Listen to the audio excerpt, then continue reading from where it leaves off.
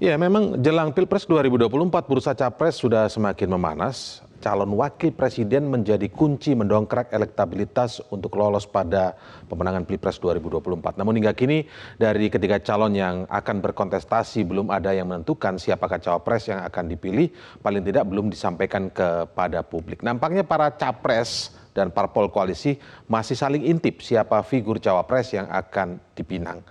Lalu apa sebenarnya yang ditunggu dalam penentuan cawapres dan kriteria apa yang diinginkan? Kita akan membahasnya kali ini dengan tiga narasumber. Ada Direktur Eksekutif Poltreking Indonesia, Hanta Yuda, lalu Wakil Ketua Umum PKB Jazilul Fawait, dan juga dari PKS ada Mas Pipin Sofyan ya, juru bicara DPP PKS. Assalamualaikum, selamat malam. Assalamualaikum, selamat malam. Assalamualaikum, selamat malam. Assalamualaikum, selamat malam. Assalamualaikum, selamat malam. Baik. Baik, kita perbaiki dulu audionya, bergema berulang-ulang.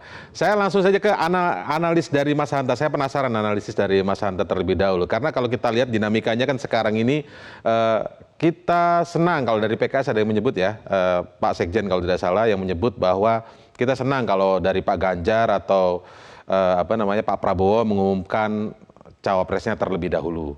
Sementara kita lihat juga kalau dinamika di PKB kita lihat kalau tidak salah hari Senin ya, Ketua Umum PKB Caimin datang ke istana, malah ini kalau tidak salah minta pendapat atau arahan dari Presiden Jokowi. Tapi itu satu hal. Saya ingin lihat analisis Mas Hanta terlebih dahulu. Apakah memang lagi-lagi kalau soal cawapres ini Mas Hanta, dari tahun ke tahun setiap kita lihat kontestasi pemilu gitu ya, atau pilpres terutama, memang saling kunci di soal calon wakil ini menjadi penting dan akan berulang di tahun 2024 ini Mas Hanta. Ya, Mas Indra, terutama di Pilpres di mana tanpa incumbent, yaitu 2024, 2014, dan 2024 tepatnya.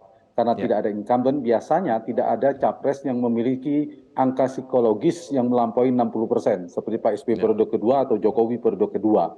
Itu satu. Yang kedua, sekarang ini ada tiga capres yang potensial kuat, yaitu Anies Baswedan, Ganjar Pranowo, dan Prabowo Subianto. Ketiga-tiganya memiliki potensi peluang menang yang relatif sama. Jadi cukup kompetitif, jaraknya tidak begitu jauh. Nah, karena dua variabel ini, maka posisi cawapres menjadi variabel yang penting dan menentukan. Keliru dalam menentukan cawapres bisa menggerus suara si capres, bisa menjadi bagian dari kekalahan, atau bahkan bisa membuyarkan koalisi, tapi tepat mencari cawapres maka juga menjadi kontributif secara elektoral, menjadi salah satu faktor yang akan mendorong peluang kemenangan bagi sang capres. Jadi dua variabel itu Mas Indra. Beda dengan misalnya periode kedua di mana ada incumbent, misalnya Pak SBY di 2009 itu elektabilitasnya kan lebih dari 60%, sehingga siapapun cawapresnya bukan variabel yang menentukan. Nah, kita kembali ke 2004, berarti posisi cawapres menjadi sangat penting dalam posisi ini, terutama di dua fase, yaitu fase kandidasi dan kedua adalah eleksi atau election. Soal kandidasi terutama termasuk Mas Ganjar meskipun sudah punya golden ticket PD Perjuangannya, tapi sama Pak Prabowo dan Pak Anies itu juga membutuhkan boarding pass yang cukup untuk melakukan take off di bulan Oktober, running bertarung sebagai capres berpasangan. Sehingga saya kira bagaimana mencari komposisi si cawapres yang bisa diterima oleh bangunan koalisi, kemudian menyolidkan koalisi, artinya si cawapres harus memiliki tingkat akseptabilitas, tingkat di penerimaan dari para ketua umum partai yang cukup kuat. Itu satu. Yang kedua dari sisi election terkait dengan winning di election. Bagaimana si cawapres harus kontributif secara elektoral. Dia harus melengkapi si capres untuk memenangkan pertarungan. Dan yang ketiga barulah kita bicara secara normatif, dibutuhkan personalitas yang saling melengkapi secara kompetensi, secara pengalaman seterusnya. Tapi sebelum governability tadi, soal yang ketiga setelah terpilih, harus memastikan si cawapres punya kontributif secara elektoral sehingga bisa memenangkan pertarungan. Tapi sebelum bicara menang, mereka juga harus punya kesepakatan bisa didukung oleh sebuah partai politik atau gabungan partai politik. Jadi gitu. Variabel-variabel yang dibutuhkan oleh cawapres. Tiga variabel yang digambarkan Mas Hanta itu kok menurut saya terdengar, tapi Mas Hanta bisa menjelaskan juga, seperti too good to be true ya. Karena kalau dari satu sisi kita bicara elektoral atau akseptabilitas dari kandidat cawapres tersebut, itu kan pragmatis artinya kan. Ketika bicara tentang bagaimana personality bisa cocok, kan kita sering lihat, kita serahkan kepada Pak Anies gitu sebagai kandidat capres supaya nyaman nanti kerjanya sebagai wakil presiden kan juga orang kedua di situ kalau terpilih kan. Begitu juga dengan calon-calon yang lain. Tapi ketika yang serang kita ulas tentang angka dan sebagainya, berarti pragmatis dong. Artinya apakah tiga variabel itu tidak too good to be true? Letak kerumitannya di situ, Mas Indra. Kita mau cari yang paling ideal. Ketika mereka punya komposisi saling melengkapi, yang ideal. Tapi mereka juga berhitung, partai-partai kan harus menang. Nah, karena itu dicarilah titik tengahnya. Bagaimana si cawapres ini bisa melengkapi di bangunan koalisi, tapi dia juga punya kontribusi. Mungkin tidak, kita harus cari ya, dari beberapa variabel itu diterima oleh koalisi, kemudian kedua, paling tidak dia bisa memberikan kontribusi, tidak nomor satu, tapi bisa di beberapa aspek dia bisa membantu, dan ketiga nanti tidak menimbulkan bisa membantulah kira-kira dalam pemenangan, di dalam pemerintahan governability.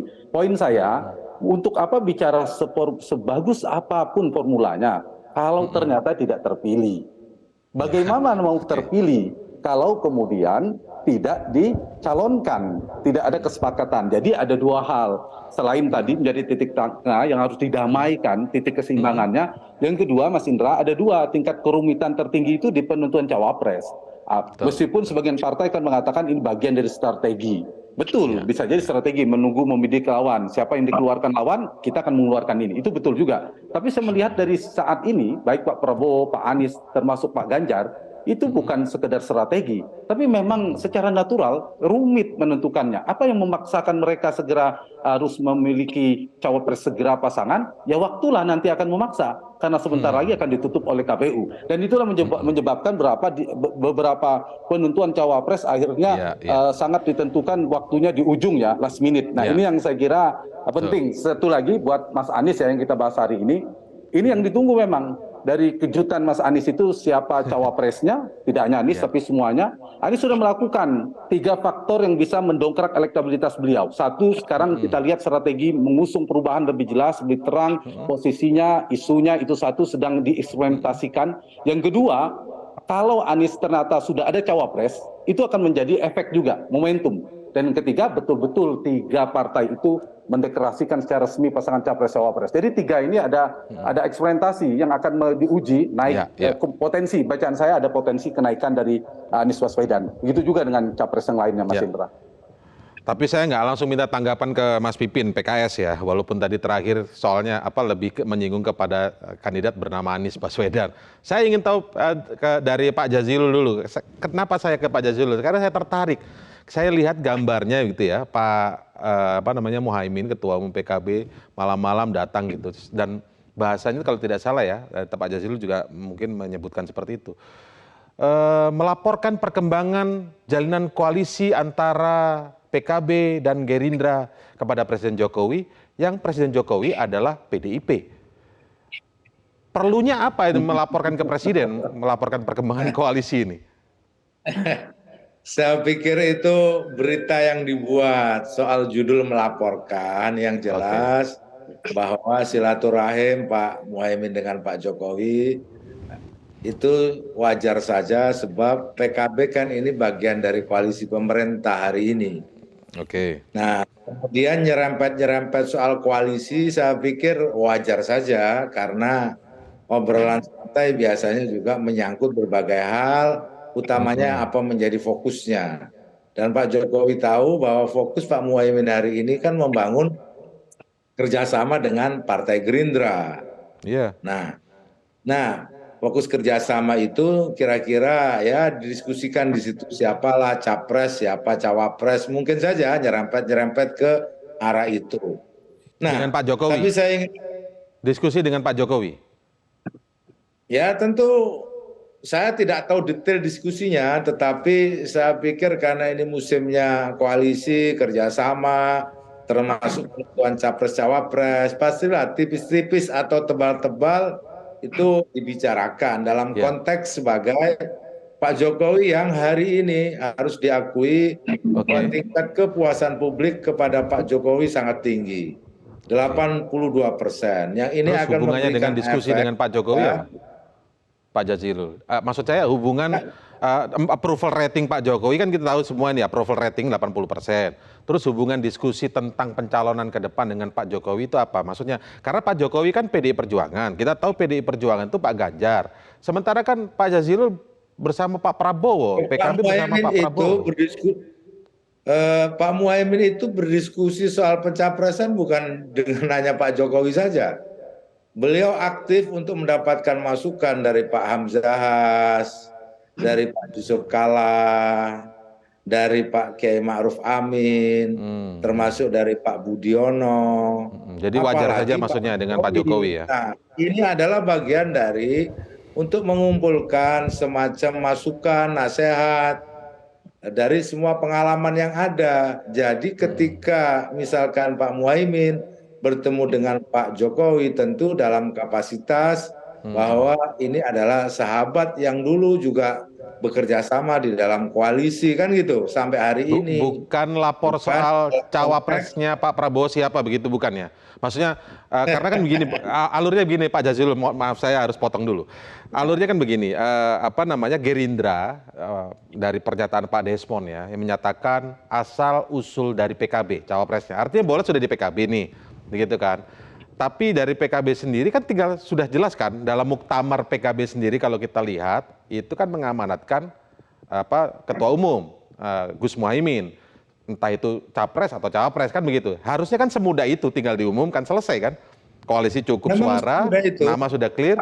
Ini kenapa kok belum dan kemudian ada dinamikanya harus ke istana berdiskusi dengan Pak Jokowi soal ini. Sementara di sisi lain Pak Jokowi kita lihat PDI Perjuangan. PDI Perjuangan sudah jelas Pak Ganjar. Enggak, saya ingin coba ini dijelaskan lurus agar publik jadi paham gitu. Pak Jazilul. Saya jelaskan supaya lurus bahwa PKB dengan Gerindra sudah membangun kerjasama politik dan itu sangat simpel untuk memutuskan siapa capres dan siapa cawapresnya. Itu ada di tangan Pak Prabowo dan Gus Muhaimin. Kemudian publik juga sudah tahu kerjasama politik antara PKB dan Gerindra termasuk Pak Jokowi dan tokoh-tokoh yang lain.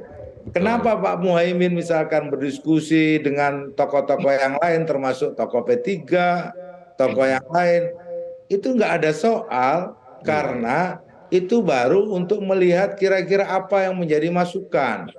Masa memberikan masukan saja kita harus melihat apakah PDIP, apakah tidak dalam konteks itu, tetapi dalam konteks tokoh bangsa. Jadi Pak JK tokoh bangsa, Pak JK Golkar. Pak Hamzahas tokoh bangsa, Pak Hamzahas dikenal dari P3. Pak Budiono profesional, jadi konteksnya di situ. Nah, kalau kita ngambil pikiran yang simpel sesungguhnya publik juga sudah tahu bahwa di koalisi Gerindra dan PKB itu kuncinya ada di Pak Prabowo dan Gus Muhaimin. Nah, kalau tadi dibilang bahwa misalkan cawapres itu ada di dalam kantong, kan tinggal bertanya ada berapa kantong di bajunya. Kalau Pak Ipin ada 2 kantong berarti ada 2 nama. Nah, kalau di Gerindra dan PKB sudah tidak dalam kantong, tetapi di dalam formula. Antara Pak Muhaimin dan Pak Prabowo, begitu. Namun seperti lazimnya di setiap koalisi seperti disampaikan oleh Pak Anta juga, banyak variabel-variabel lain yang harus ditentukan. Saya menghitung Pak Anta mungkin ada 4 variabel. Menurut saya ada 10 lebih variabel ketika harus menentukan siapa pasangannya. Oke, baik. Tapi nanti saya juga bertanya variabel itu apa saja. Apakah kemudian, ini pertanyaan publik nih, apakah nunggu restu istana gitu loh Pak Jazilul. Karena bertanya juga, kalau berkunjung berkomunikasi dengan calon lawan, kan nama-nama itu kan nanti menjadi calon lawan. Kok kemudian ada semacam mau konsultasi dulu dengan calon lawan, kan lucu nih. Pak Jazilul kita break dulu ya. Pak Jazilul kita break, nanti dijawab Pak Jazilul lagi. Prime Time News pasti akan segera kembali saat lagi.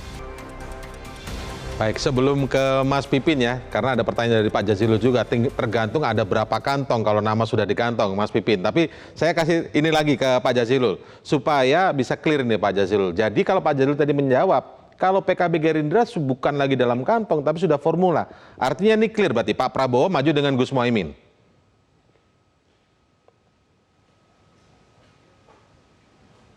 Sepertinya masih mute ya Pak Jazilul. Boleh diulang Pak Jazilul, ya. Silakan. Jadi pastinya harus kita tunggu pengumuman resmi dari Pak Prabowo dan Gus Muhaimin. Wow. Jadi ada satu celah di situ. Dan variabel momentum itu juga di dalam politik tidak bisa dikatakan mudah. Meskipun ini formula sudah jelas, beberapa momentum bisa juga berubah, bisa juga tidak. Namun dari sisi gestur yang ada menunjukkan keakraban, soliditas sudah hampir, tinggal menunggu waktu. Bahkan para ulama PKB ingin segera ini diumumkan. Namun sekali lagi ini kewenangan dari Pak Prabowo dan Gus Muhaimin. Sehingga harus ada space waktu. Menurut saya variabel momentum itu penting karena apa? Karena semua koalisi yang ada itu belum menentukan secara final siapa calon presiden dan calon wakil presiden. Oh, itu mempengaruhi ya? Belum finalnya itu mempengaruhi berarti ya? Itu ada di kantong masing-masing. Ya, oke. Untuk mengatakan itu tidak final, itu biasanya bahasanya ada di kantong masing-masing. Kantong masing-masing itulah yang menurut saya, kalau misalkan Pak Ganjar, itu di kantongnya Pak Ganjar atau di kantong Ibu Megawati. Kalau di koalisinya Pak Upin, itu di kantongnya Pak Pipin, atau di kantongnya Pak Anies, atau di kantongnya Mas Ahaye. Nah, itu semua menunjukkan bahwa sampai detik ini tidak ada satupun koalisi yang final untuk menentukan siapa capres dan cawapresnya. Dan saya mendengar tadi apa yang disampaikan oleh Ketua Majelis Syuro PKS, kemungkinan, itu baru kemungkinan, itu pun masih bulan Juni atau Juli, masih lama. Buat kami akhirnya ya tidak usah buru-buru, kita tunggu saja siapa yang lepas kartu pertama, apakah di situ ada hokinya atau tidak. Atau justru malah menjadi celah bagi koalisi yang lain. Dari sudut pandang partai politik, dari sudut pandang para politisi, dari sudut pandang para kontestan, memang akan selalu seperti itu kan, tidak perlu buru-buru karena itu adalah bagian dari strategi dan mungkin wait and see. Kita tak paham itu. Tapi kami juga harus melihat sudut pandang yang lain dari konstituen, masyarakat, pemilih. Karena salah satu isi dari undang-undang partai politik adalah pendidikan politik. Partai politik harus memberikan pendidikan politik terhadap masyarakat kan. Dalam konteks kontestasi kali ini kan, makanya kemudian kenapa sih, siapa sih calonnya itu kan biar memberikan ruang dan waktu yang cukup luas bagi masyarakat untuk menentukan pilihan, dan pilihannya itu rasional. Itu yang kita maksudkan dalam perbincangan hari ini, bukan memburu-buru partai politik dan koalisi. Nah sekarang saya ke Mas Pipin, karena juga ada pernyataan kalau tidak salah dari Pak Sekjen PKS ya, mengatakan bahwa akan lebih baik jika Pak Prabowo, Pak Ganjar menyampaikan dulu siapa cawapresnya. Kenapa harus begitu? Kenapa harus begitu? Apakah ini strategi politik? Ya sebetulnya bagi kami ya, kita menghendaki bahwa tidak terjadi politik sudden death sebagaimana terjadi pada pemilu-pemilu sebelumnya, pada pilpres-pilpres sebelumnya. Jadi waktu itu kita ingat ya bagaimana Pak Prabowo juga menjelang pendaftaran, kemudian baru memperkenalkan siapa cawapresnya. Jadi kita belajar dari kesalahan kami ya periode sebelumnya, maka kita melihat periode ini harus lebih baik. Kita harus lebih matang, lebih fair, maka kita insya Allah akan mempersiapkan, meminta agar cawapres diumumkan segera. Jadi sebetulnya tadi kalau beliau menyampaikan itu pada dasarnya ya sebetulnya kita ingin lebih cepat. Kalau yang dipegang tentu kami adalah Ketua Majelis Syuro. Ketua Majelis Syuro misalnya mengatakan bahwa kita berharap mudah-mudahan Juli ya. Artinya ini masih jauh dari pendaftaran bulan Oktober. Nah, cara berpolitik seperti ini yang dikehendaki. Jadi ketika nanti capres, cawapres diumumkan, maka kemudian kita bisa keliling ke berbagai daerah, dari kampus ke kampus kita menyampaikan gagasan-gagasan. Mas Anies sudah memulai ini. Kalau kita lihat bagaimana beberapa pekan terakhir ini, kemudian nanti ke depan selalu akan ada isu yang akan disampaikan, gagasan-gagasan ke depan, bagaimana terkait dengan keadilan dalam pembuatan kebijakan. Ini sangat positif bagi rakyat Indonesia. Ini contoh yang baik. Dan perlu dipahami bahwa di koalisi perubahan ini, kita bertiga pimpinan partai sudah menandatangani piagam koalisi. Dan piagam ini sudah menyerahkan kepada Mas Anies Baswedan. Jadi mungkin kalau misalnya di PKB dan Gerindra ditentukan 2 orang, saat ini ditentukan oleh 1 orang. Mas Anies menentukan siapa cawapresnya, maka kita akan bekerja seoptimal mungkin untuk memenangkan pasangan ini.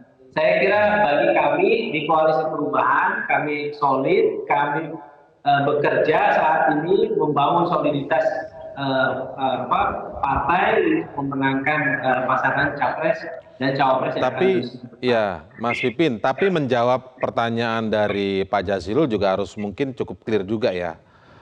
Jadi ini kantongnya ada berapa atau kantongnya Pak Anies saja? Nama cawapresnya. Ya sebetulnya diserahkan kepada Pak Anies itu komitmen kita. Tapi Pak Anies ini bukan seorang otoriter. Dia kemudian ketika dikasih kewenangan untuk beliau untuk memutuskan siapa cawapres, dia putuskan sendiri. Tidak. Beliau memberikan kesempatan kepada tim 8 yang merupakan perwakilan dari ketiga partai dan juga perwakilan dari Mas Anies untuk menggodok nama-nama cawapres, figur-figur yang sesuai dengan 5 kriteria ini. Baik dari punya kontribusi elektabilitas, punya kerentanan politik yang rendah. Kita tidak menghendaki ya ada sosok cawapres ketika dicalonkan tiba-tiba punya kasus hukum sehingga mudah untuk dikriminalisasi. Nah ini tentu kami pikirkan. Kita juga ingin memastikan bahwa cawapres yang memperkuat koalisi, bukan malah memporak-porandakan koalisi yang sudah ada. Terus kemudian kita ingin melahirkan cawapres yang duit tunggal, punya chemistry dengan Mas Anies, tidak ada kawin paksa. Jadi kriteria-kriteria itu tentu menjadi perhatian Mas Anies dan diserahkan ke kecil, saat ini sudah blok, sudah ada 3 nama. Kemudian nanti Mas Anies tentu akan memutuskan siapa yang akan beliau pilih. Nah, ketika beliau akan memilih, beliau akan mengkomunikasikan kepada ketiga pimpinan partai ini bahwa ini pilihan saya dan kita akan deklarasikan. Dan kami bersyukur ini dengan kepala dingin, dengan legowo ya, PKS juga tidak ada ngotot-ngototan, tidak ada kawin paksa. Target kita insya Allah kita menang. Kalau kita menang, kita akan mencapai. Oke, Mas Pipin, baik. Baik, Mas Pipin. Singkat saja dari Bang Hanta. Bang Hanta, sebenarnya kalau mengumumkan sejak dini dari sekarang, katakanlah nama-nama itu sebenarnya sudah ada begitu. Tapi mengumumkan sejak dini dari sekarang jauh-jauh hari dalam konteks kepentingan masyarakat mengetahui lebih lama, lebih jauh lebih lama siapa yang akan maju nanti untuk 2024. Tapi apakah memang akan ada bisa ruginya bagi partai politik, kandidat atau koalisi partai politik yang mengusung calon-calonnya itu? Karena mungkin bisa saja jangan-jangan kalau muncul lebih awal bisa ada dijegal dan lain sebagainya. Apakah mungkin seperti itu, Bang Hanta? Iya, betul, ada plus minusnya. Tapi dari sisi publik, dari sisi pemilih tentu kita punya diuntungkan dan itu punya waktu untuk meningkatkan elektabilitas. Tergantung strategi yang dipilih oleh setiap partai sebenarnya, Mas Indra. Tapi yang sekarang ini saya lihat bukan lebih pada strategi ya. Lebih pada memang ada kerumitan dalam menentukan cawapres. Tadi ini sedikit ya. Mas Pipin dan mengatakan, ya cari cawapres yang bisa menguatkan koalisi. Artinya jangan sampai bubar. Kemudian Pak Jazilul tadi berulang-ulang, Caimin lah yang menentukan. Jadi kalau dikembalikan ini tema yang dibikin oleh Mas Indra, oleh Metro TV ini persis tepat sekali. Capres dikunci, cawapres jadi kuncian. Nah, kalau kita lihat 2 saja. Pak Prabowo ini kan capresnya dikunci nih untuk diumumkan cepat seperti Mas Indra nggak bisa karena kuncinya dipegang oleh Gus Muhaimin, PKB dan Golkar juga belakangan. Jadi kalau tidak ada kesepakatan tidak bisa diumumkan. Begitu juga Anies juga tadi selain PKS AHY yang pegang, bahkan saya lihat ada statement dari politisi Demokrat kalau tidak diumumkan segera pasangan Anies dan wakilnya Juni, kami akan memikirkan opsi lain. Nah, begitu juga dengan PKB, ada beberapa gerakan opini-opini politik yang dimunculkan. Jadi Mas Indra, menurut saya memang kunci ini tergantung ada 3 nanti. Apakah kuncinya terbuka sendiri?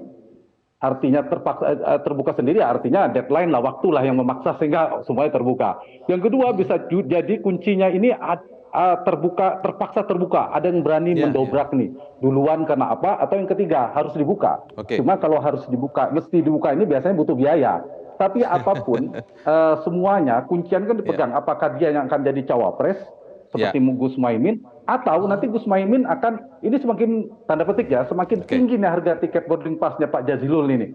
Ada dua pilihan, sama Ganjarnya antara Nazarudin Umar kah, atau ada faktor elektoral, misalnya ada Sandika dan seterusnya. Mas Anies antara Kofifa katanya bisa melengkapi, tapi belum tentu diterima oleh partai, atau AHY sebenarnya ya udah boarding passnya udah cukup. Begitu juga Pak Prabowo, kalau udah cukup tinggal umumkan bersama dengan Pak Muhaimin. Atau ada faktor lain, misalnya belakangan kita lihat pertemuan terakhir dengan Pak Erick Thohir, faktor elektoral misalnya. Jadi ini Muhaimin dengan Erick Thohir atau nama lainnya, yang satu antara Kofifa dan AHY kalau kita mau kerucutkan, yang satu lagi belakangan ada nama Nazarudin Umar dan seterusnya. Jadi itulah kira-kira opsi-opsinya Mas Indra. Apakah Mas Indra tadi mengatakan mana yang harus diambil?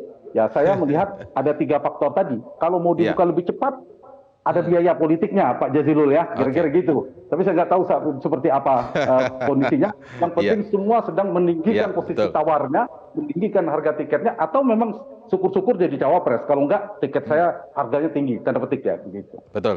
Oke, Mas Hanta terima kasih, Pak Jazilul, Mas Pipin juga terima kasih. Tapi menarik tadi kalau kita lihat nama-nama yang dari hasil survei Mas Hanta soal cawapres terakhir tadi, saya ingin membahas mungkin di lain kesempatan, apakah di antara nama cawapres itu ada yang mendapat tekanan politik atau tidak. Itu soal yang lain nanti kita, apakah menjadi variabel lainnya, kan gitu ya Mas Hanta ya. Nanti kita akan ulas di lain hari. Terima kasih sekali lagi Pak Jazilul, Mas Hanta, Mas Pipin. Dan Prime Time News, pemirsa masih akan segera kembali saat lagi.